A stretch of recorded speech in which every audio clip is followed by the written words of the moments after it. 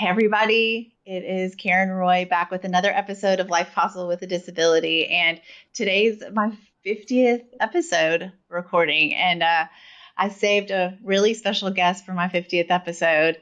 This is Mike Swinford. He is the CEO of Numotion. For the last 9 years. He's got 1 year on me. I came about exactly a year after Mike became the CEO of Numotion. And we're going to talk about some really cool things that I think that a lot of people don't know and don't know about Mike. And so I'm kind of excited to share my boss with all of you and all the things that he is involved in. Mike, tell us a little bit about yourself before we jump into the questions. Sure. Well, I'm honored to be here on this. I was wondering after 50 episodes whether or not I would ever get a chance to participate in the podcast. But no, so I've been with Numotion for 9 years. I've worked in healthcare my whole career. I'm very passionate about just being a part of something that's very mission driven. And this company has changed my life in ways that I can probably never even describe.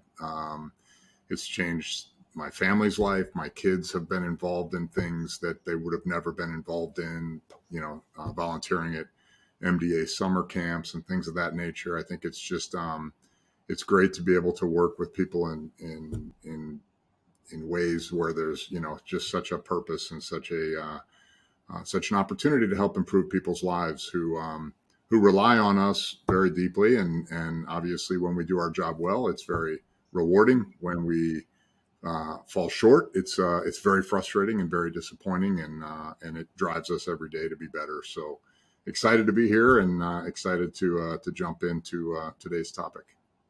All right.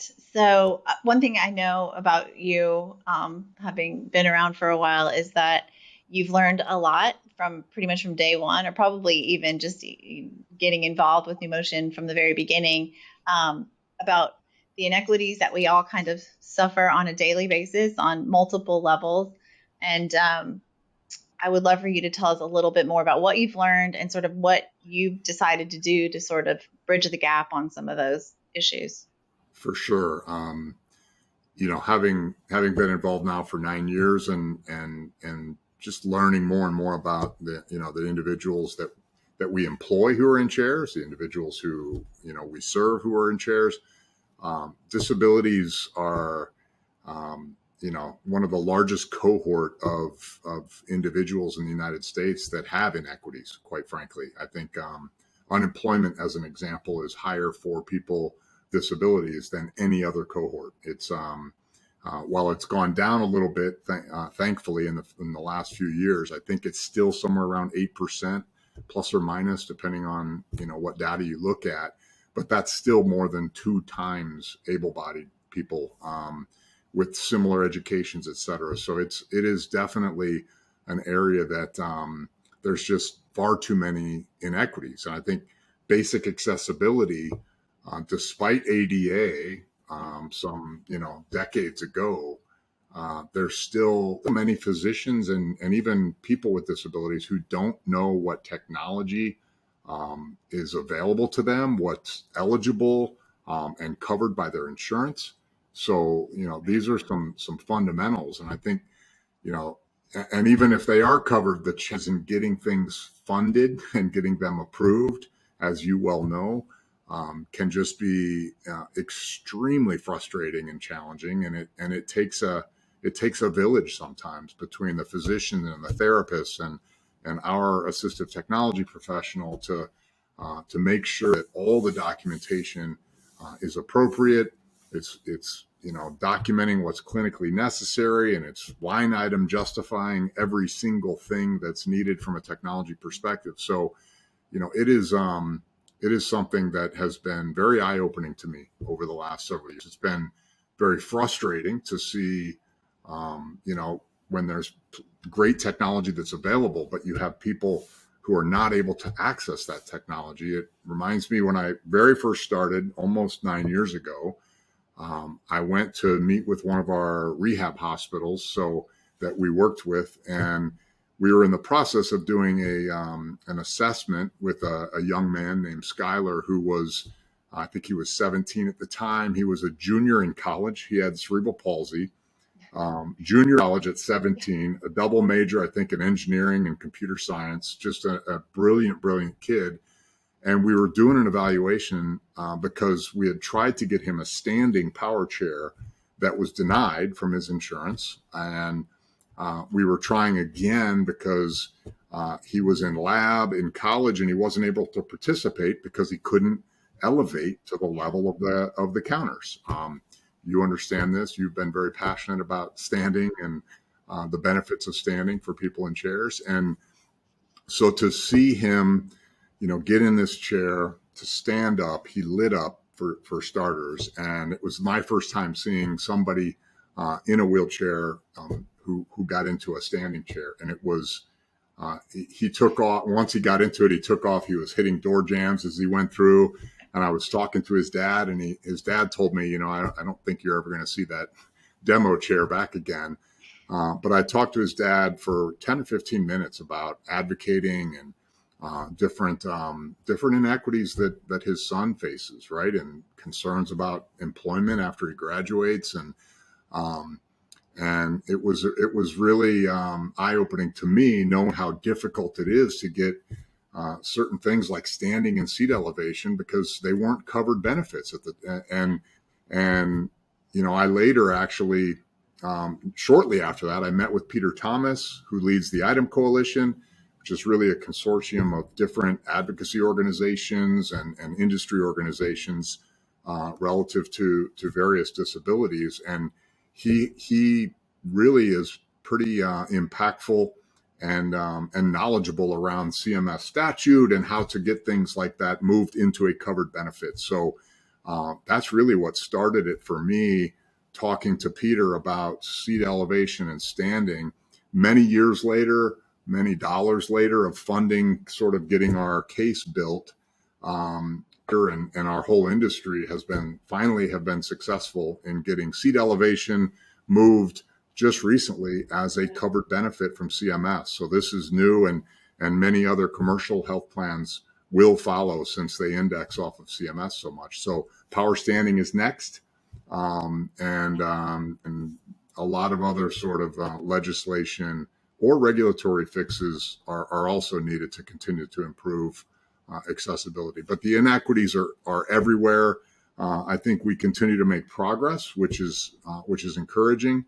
But power standing is still not paid for. And when Skylar finally came back from cruising around the rehab hospital, he went right up to his dad, got right into his face, spread his arms, and his dad looked at me for a second and said, "Excuse me for a second while I hug my son standing up," which I don't think I've ever done before. And I immediately teared up and stepped aside and let them share their moment. And that hit me and stuck with me still to this day. And I've actually seen you get in a standing device before and immediately start looking at people and saying, "Boy, you're shorter than I thought you were," which our whole team found that incredibly funny. And you were a lot taller than a lot of people thought you were. And it was, I am. Yeah. it was very cool just to see that. And you told me the story about, how you want to cook gumbo in a pot and be seeing the pot in the standing device. And,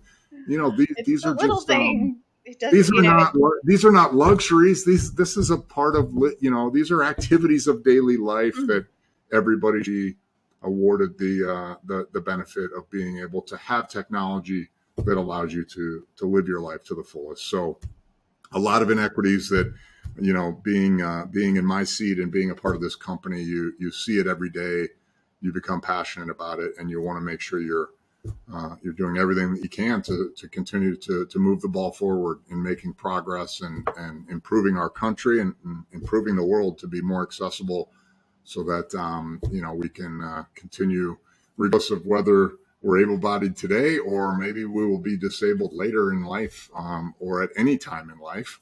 We want to make sure we're creating the most inclusive and accessible world possible. So it's a great way to kick off the conversation, and obviously something that I'm passionate about. And I ramble on, but I'll stop there. Well, So, I think that when I was thinking about career goals, I determined what I couldn't do by like I can't be a nurse, I can't be a doctor.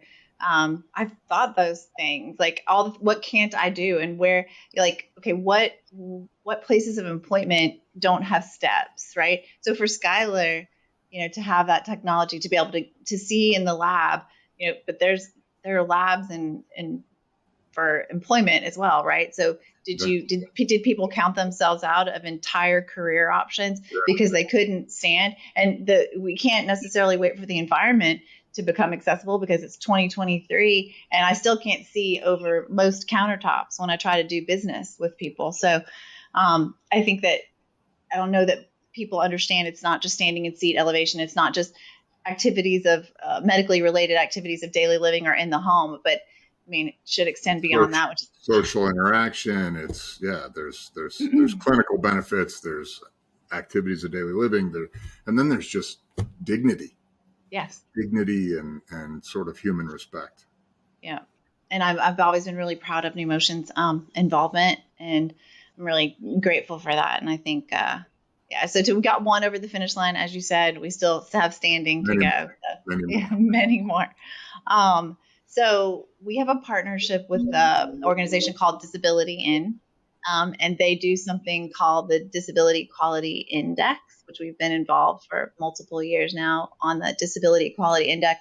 I was hoping you could tell us a little bit more about Disability In and kind of our partnership and how that benefits us. For sure.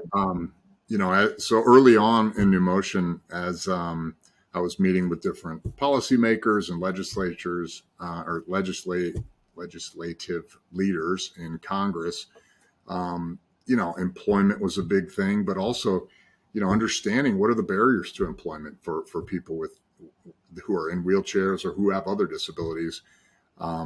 And prior to Numotion, I was at GE Healthcare, and I was very active with the different employee resource groups. One of them was the LGBT Alliance Network at GE, and there was a corporate equality index that the LGBT community really uses to index corporations and to assess corporations on their inclusiveness relative to the LGBT community. And I was surprised that nothing existed for people with disabilities. So I was talking with different congressmen, and then one day I Googled it and came across the Disability In, this organization that has created an index really pushing for inclusion for people with disabilities. So I reached out to, I knew one of the board members, Jenny Leigh Fleury, who's the chief accessibility officer at Microsoft. I had met her through Team Gleason, incredible person, and she was on the board.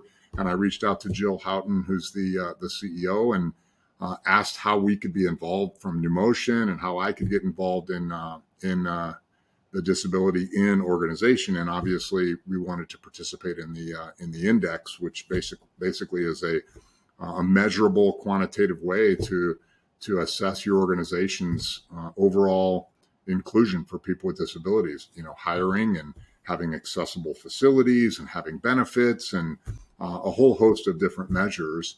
And Jill and Jenny said, we've been pushing to reach out to more corporations to get more involved. We've actually never had any come to us and wonder, how they can be involved. So it was a great immediate partnership, and it's been an organization that's been very eye-opening for us on so many different disabilities that we weren't necessarily aware of. While we're focused, obviously, as a company serving people with mobility-related disabilities, there's so many disabilities, from hearing and vision impairment to learning disorders, all kinds of different things that was, I think, very eye-opening for all of us to understand how to really improve our business and whether it's policies or practices that really support people with disabilities, so that we're not only hiring more people with disabilities, but we're also promoting them and developing them and continuing to grow those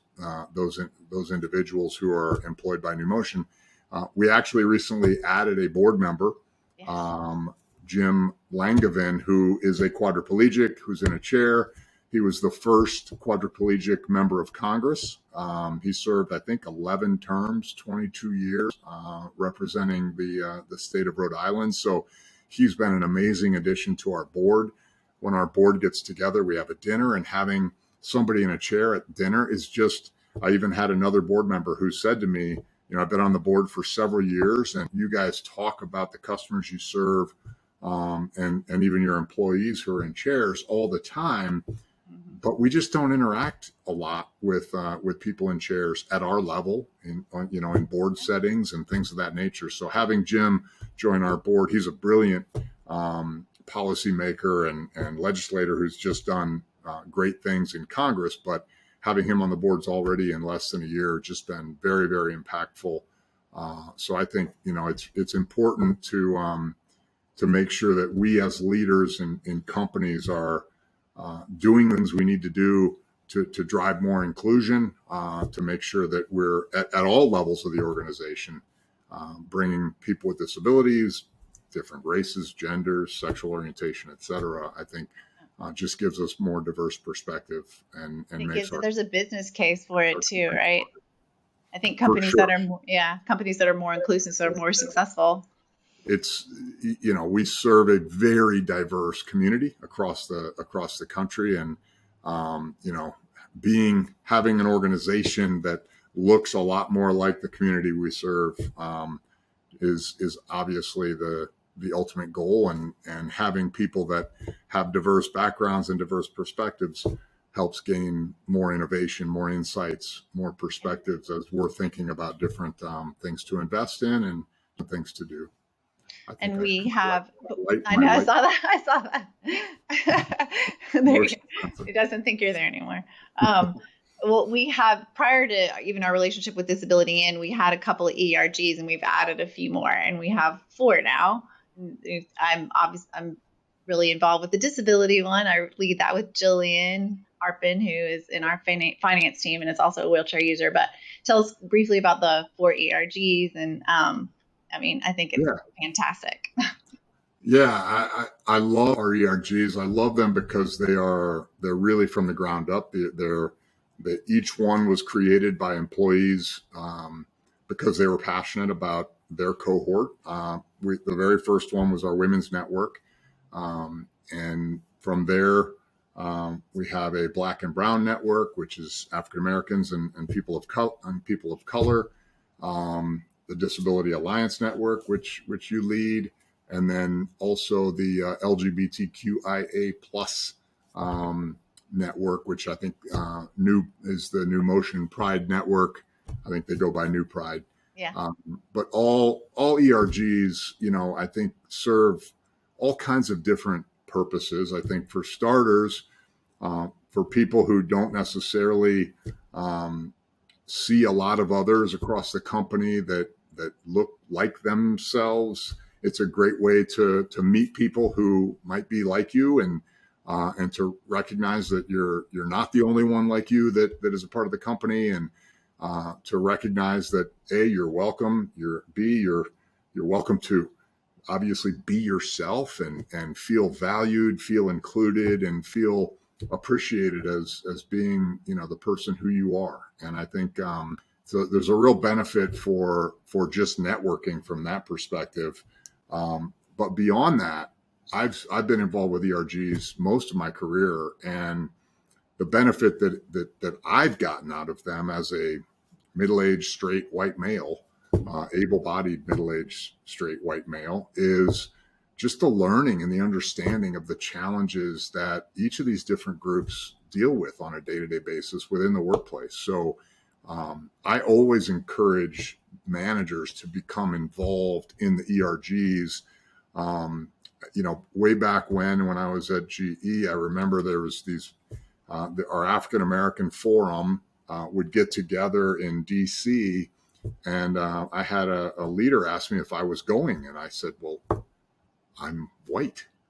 Not invited. And they're like, yeah, but you're a senior leader, and the more senior leaders that go, the more support we're able to show, and the more we understand some of the topics and some of the issues that they're talking about. And I just wasn't aware, right? So It's just it's a lack of knowledge and a lack of awareness that I've really grown from in terms of being involved in the different ERGs. And we use the ERGs to make sure that we're gaining a perspective from each of these different groups, whether it's with our marketing material, whether it's with tough decisions around investments, making sure that we're always thinking about things from as many perspectives as we can, because we serve a very diverse population and we employ a very diverse population, and we want to make sure we are being as inclusive and accessible and obviously welcoming and respectful as we possibly can, because at the end of the day, it's just creating cultures that are inclusive, cultures that are ultimately respectful for all people. It's more complicated than that, but it can be difficult in terms of just making sure that all the business priorities that you're shuffling, at the end of the day, you distill it down into the simple aspect of just being respectful. Yeah. I know we've changed job descriptions as a result, and things like that, and dug into like that level of things to make sure that we're being inclusive. For sure. From the beginning. Okay, so onto a new topic, another favorite of mine, service and repair. So I'm engaged to a service tech. I'm in a wheelchair. I like my chair to work. There's multiple reasons why I'm into this. But you wrote a white paper outlining what's broken in the system. There's kind of, the previous model of service and repair doesn't really work. Outlining why that's the case and kind of what some solutions are. So I'd love to talk about that. Yeah, I'm passionate about it too. I probably spend more of my time on a daily basis regarding service and repair than with any other part of our business. And service and repair from a financial standpoint represents, I think a teeny percent of the overall revenue. But we lose millions and millions of dollars in service. That's not why I spend the time. Why I spend the time there is because it's one of the biggest pain points and areas of frustration for our customers. I don't know that we have enough techs to go around to marry every one of our customers who are looking to have a readily available service tech there. But it's, all joking aside, it's something that when I came to Numotion, so I was running the service business for GE Healthcare, global business where 90+% of every single imaging device and medical device around the world that would break down, we would fix within 24 or 36 hours anywhere in the world.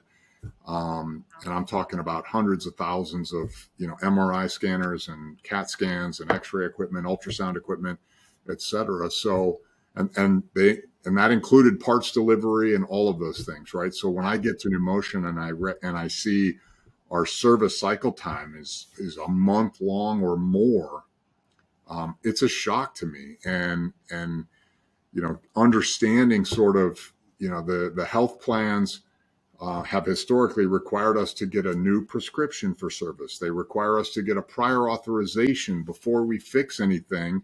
If we don't get a prior authorization, they won't pay us what little money they do pay us for service. So, all of these different dynamics just sort of spell a broken service and repair model. So, over the pandemic, as well as we've seen, huge inflation, and as we've seen labor shortages that have really gotten to pretty drastic proportions, especially for technicians, for people who have technical skills in the U.S. and even globally, some of the most impacted in terms of the labor shortage. And then the supply chain issues, all of these things sort of compounded. And we got, to a specific point, probably last year, sort of in late summer, early fall, was really one of the worst times in my career in terms of just a growing backlog of service customers that we were unable to take care of because we couldn't get parts. We didn't have the labor. We had a backlog of 45,000 plus customers waiting for service.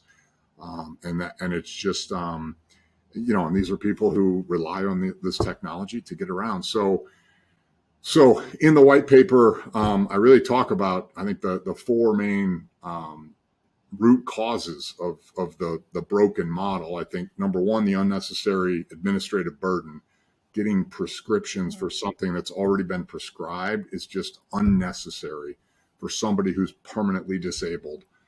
Getting pre-authorization to fix something that's already been prescribed is also a waste of administrative time and resources. And it costs us money. It costs health plans money to be reviewing this type of stuff. Reimbursement is it's just woefully insufficient. We get no reimbursement for all kinds of labor that's going into the responsiveness, our call center, the claims processing, all the administrative people that are a part of the service business. We don't get reimbursed for any of that. We don't get reimbursed for fuel, for travel. So a lot of people say, oh, geez, all I put on the only thing that was included was this battery. And I see that my insurance paid $200. There's no way the battery cost $200. That $200 covered the battery, the labor, the van, the fuel, everything. And we lose money in service because of that, right? So this is one of the big areas. And many of our competitors who are providing chairs don't do service. They just send their customers to us or to others who are doing service, just creating more pressure on the system. So there's also no preventative maintenance. That's I think the third item. To keep chairs from breaking catastrophically. So the more we can do preventative maintenance or provide funding to service somebody's backup chair, these are also things that in most cases are not funded.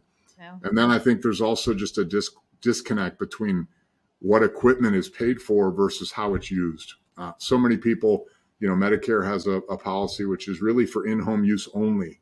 But, just because you're in a wheelchair doesn't mean you have to be stuck inside 24/7. Quite the opposite. So a lot of the technology that's funded by insurance companies and what it's sort of funded for versus what it's actually used for are two very, very different things. So we're passionate about improving service. Listen, we have plenty of things that our business needs to be better at. I'm not saying that all of these issues that I outlined are the sole reasons why we don't take great care of our customers. We have many deficiencies in many areas that we are continuing to invest in. We've invested in new phone technology to improve responsiveness and overall communication. We're investing in two-way texting so that we can better communicate when we're about to service somebody. We're investing in routing logistics software. We're investing in a new inventory management software, actually getting ready to deploy that shortly, where we can better plan and stock inventory on hand at every location based on the demand history of all the customers that we serve in that geography. So we have a long way to go to get our business where it needs to be. We're making some significant progress. We've made some other investments in shop repair. So we predominantly do in-home service, which most of our techs spend half of their time driving around and they're completely unproductive, and we're not getting reimbursed for any of that. So it's just costs that we're flushing down the toilet and productivity that we're losing. So when we have a tech working in a shop, they're literally twice as productive as someone who's doing in-home service. And we have more tools there. We have more parts there. So the opportunity to do sort of a full service event and fixing somebody's chair in one trip is much higher probability in shop. And obviously a tech can see 8, 9, 10 customers in a day versus, 4 or maybe 5. 2.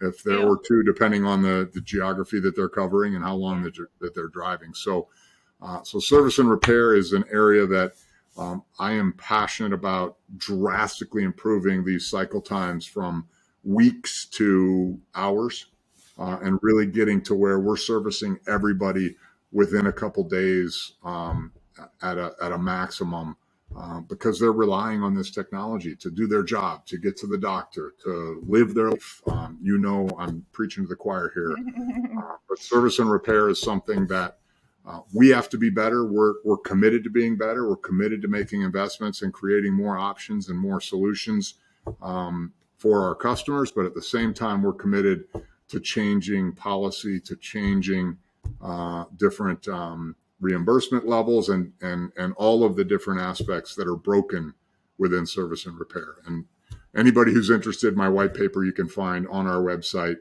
If you just go to the numotion.com website, you can search service and repair white paper. I'll put a link and to it. You can download a copy. But we're passionate about improving it, and we have a long way to go, but we're making some serious progress, which I'm excited about.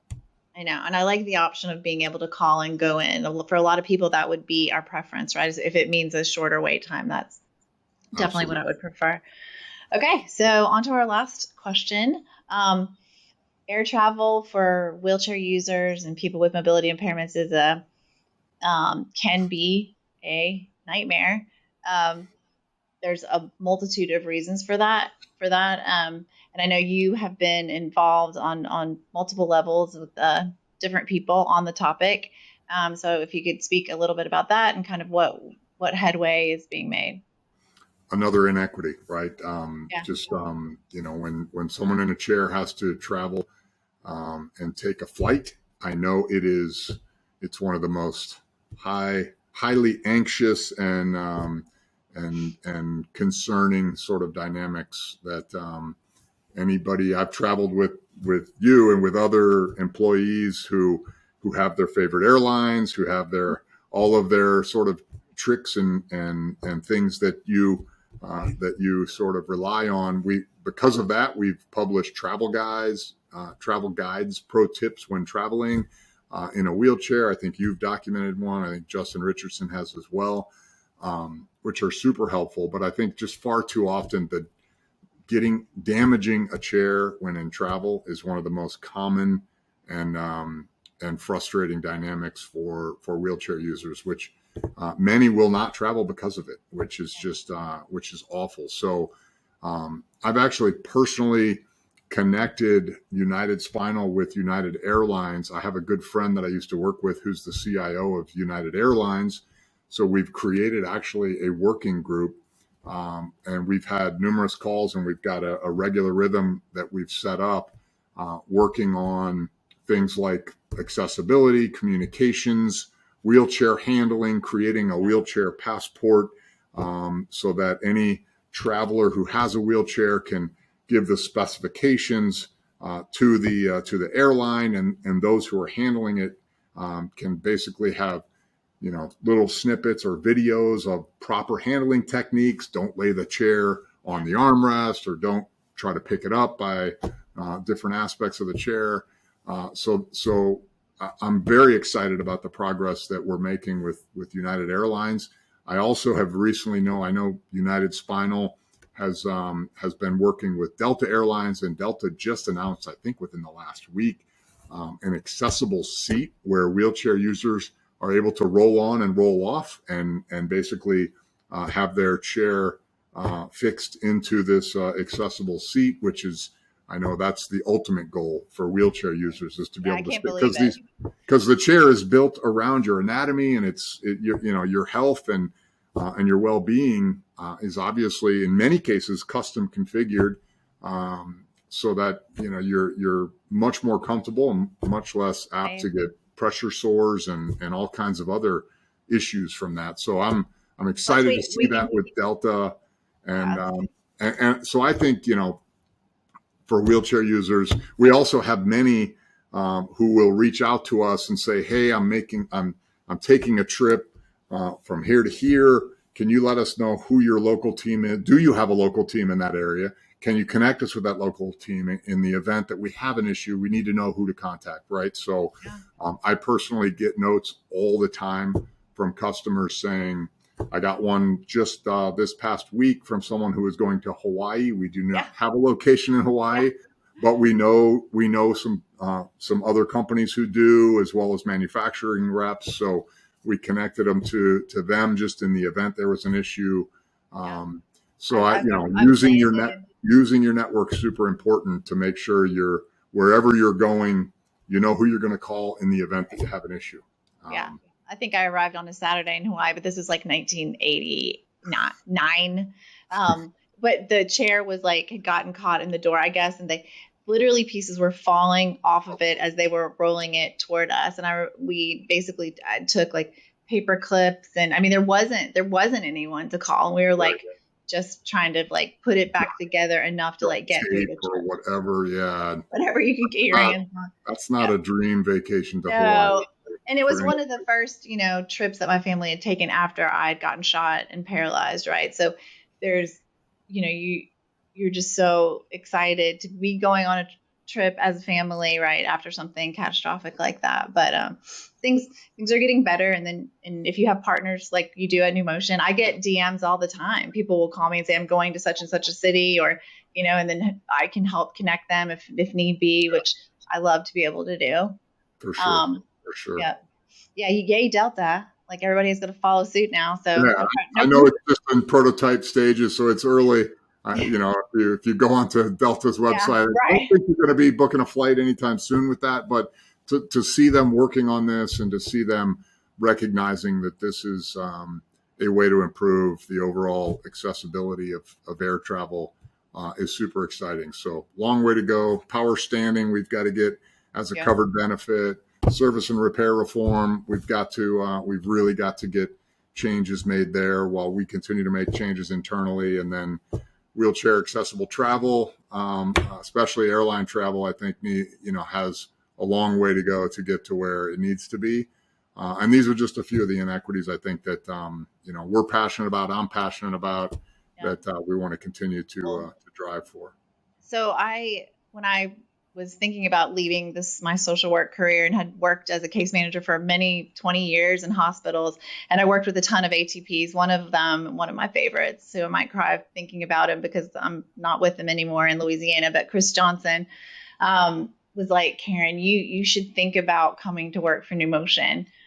He's like, there's this guy, Mike Swinford, he's the new CEO. He's like, you just like when you hear him speak, I mean, I've seen Mike cry multitude of times, and it's because he genuinely cares about the people that we serve, and there was never a doubt in my mind, from the beginning, that Mike Swinford is somebody who genuinely cares about people with disabilities, and I think that this podcast, being able to sort of highlight and share some of the things that Mike does internally and for people with disabilities that I think that we don't often see. So, Mike, from a personal and professional point of view, I just want to thank you for all that you do. I know it's not Thank an you. easy job. No, um, but that means a lot. That means a lot coming from you and Chris, obviously, as well. Um, it's hard not to get passionate about our industry and our company and our customers. I've met so many amazing people who just inspire me to want to be better and to want to make this company better and make our industry better every single day. So it's very reciprocal, that passion, I think, and it's great to be on your podcast finally. I thought maybe I was right. being snubbed. I didn't know what. I No, I didn't had to know get what. really good at it, Mike. I can't. I had to get really good before I had you on, right? I had to work through like 20 episodes of technical difficulty. I'm not having you on like and messing it up. So, thank you Oh, so much for being my guest. no, it's my pleasure, and love everything you do for our customers and our company, Karen. Thank you so much for doing this podcast and for continuing to spread the word around how much life is possible in a wheelchair. So Thank appreciate you. you more than you know. All right. Have a great day, Mike. Thanks, you too, Karen.